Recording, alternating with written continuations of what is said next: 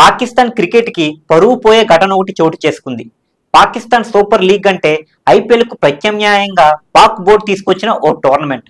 కానీ ఇప్పుడు అదే టోర్నీ వాళ్ళ యొక్క పరువును తీసి పారేసింది. తాజాగా కరాచీలో ఓ పిఎస్ఎల్ మ్యాచ్ జరుగుతున్న సమయంలో స్టేడియానికి వచ్చిన ఓ అభిమాని మైదానంలో జరుగుతున్న పిఎస్ఎల్ మ్యాచ్ చూడడం మానేసి మొబైల్లో ఐపీఎల్ మ్యాచ్ వీక్షిస్తూ కనిపించాడు. ఈ సీన్ ఇప్పుడు సోషల్ మీడియాలో బాగా వైరల్ అవుతుండడంతో పాకిస్తాన్ పరువు పోయినంత పని అవుతుంది. ఇక ఇండియాలో ఐపీఎల్ కున్న క్రేజ్ గురించి ప్రత్యేకంగా చెప్పాల్సిన అవసరం లేదు.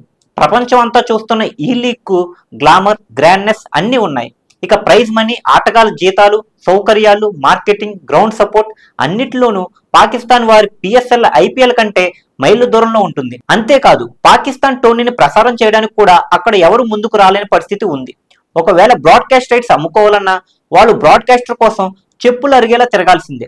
అయితే పంతంతో ఐపీఎల్ ఫార్మాట్ ని కాపీ చేస్తూ పాక్ క్రికెట్ బోర్డు ప్రవేశపెట్టిన ఈ పాకిస్తాన్ సూపర్ లీగ్ ను అక్కడ క్రికెట్ ప్రేక్షకులు మాత్రం అస్సలు పట్టించుకోవడం లేదు.